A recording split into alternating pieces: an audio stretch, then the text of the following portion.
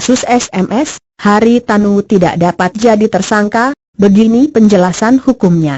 Mabes Polri membantah telah menetapkan Haritanu Sudirjo sebagai tersangka kasus SMS berisi ancaman yang diterima Jaksa Yulianto karena baru pekian depan gelar perkara akan digelar. Karena jika benar nantinya setelah gelar perkara, status naik menjadi penyidikan dan Haritanu ditetapkan sebagai tersangka, maka secara hukum penetapan tersangka Haritanu adalah sebuah blunder hukum yang fatal. Dikarenakan tak ada satupun alasan hukum bagi penyidik Direktorat Cybercrime Mabes Polri untuk menetapkan Haritanu sebagai tersangka jika hanya berdasarkan bukti-bukti berupa isi SMS ada, yakni bukti-bukti SMS tertanggal 5,7 dan 9 Januari 2016.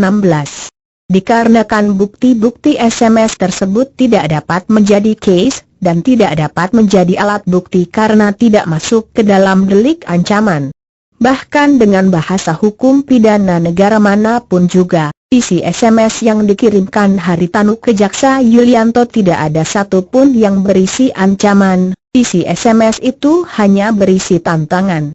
Dan tidak ada cerita kalau ancaman dapat jadi pidana. Terlebih lagi dalam SMS itu tertulis kalimat jamak.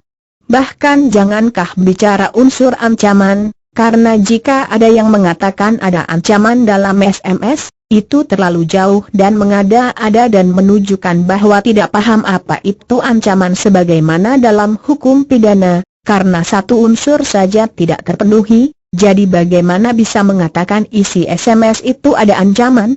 Bagaimana pula jika nantinya setelah gelar perkara justru menetapkan Haritanu sebagai tersangka, sementara alat bukti yang ada tidak layak dan sangat tidak pantas untuk jadi alat bukti, karena dasar hukum yang digunakan Jaksa Yulianto untuk melaporkan Haritanu yakni pasal 29 UU ITE. Dan pasal tersebut tak bisa dilepaskan sama sekali atau dengan kata lain pasal itu adalah satu kesatuan yang tak dapat terpisahkan dari pasal induk ancaman, yakni pasal 368 ayat 1 KUH Pidana.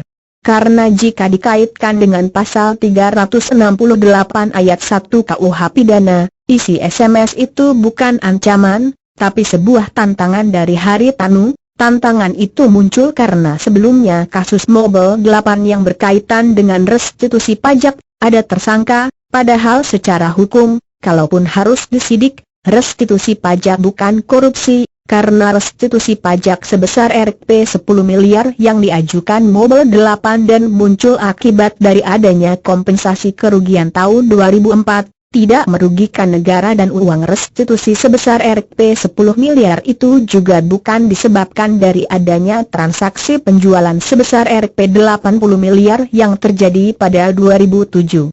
Bahkan kalaupun ingin terus disidik, karena ini berkaitan dengan pajak, justru Dirjen Pajak yang berwenang untuk mengusut kasus ini, bukan Kejaksaan Agung. Karena yang memiliki kewenangan untuk menyelidiki tindak pidana perpajakan hanya Dirjen Pajak, dan penyidikan oleh Dirjen Pajak itu berkaitan dengan asas Lex Specialis Derogat Legi Generalis sebagaimana dalam pasal 44 UU nomor 28 tahun 2007 tentang ketentuan umum dan tata cara perpajakan.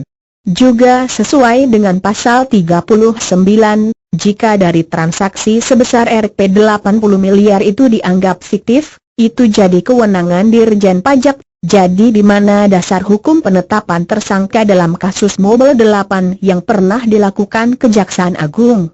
Karena Kejaksaan Agung sama sekali tidak berwenang menyidik tindak pidana perpajakan. Inilah yang membuat SMS itu dikirim. Bahkan segala sesuatu yang berkaitan dengan tindak pidana perpajakan pun penyelesaian hukumnya ada di pengadilan pajak bukan pengadilan tindak pidana korupsi.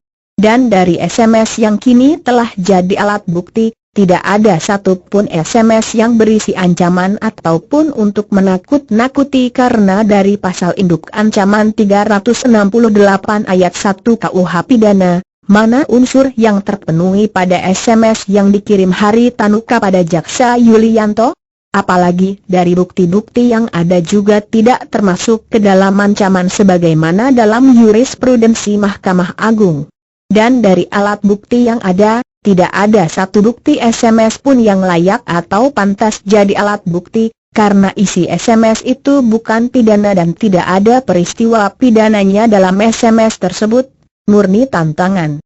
Jadi jika nanti Haritanu ditetapkan sebagai tersangka, maka penetapan tersangka akan diperadilankan. Di pra-peradilan sangat memungkinkan penetapan tersangka Haritanu akan dicabut hakim pra-peradilan karena penetapan Haritanu sebagai tersangka adalah tidak berdasarkan alat bukti sama sekali, karena dari alat bukti yang ada, tidak bisa jadi alat bukti, karena alat bukti itu tidak memenuhi apa yang dimaksud dengan ancaman dalam hukum pidana.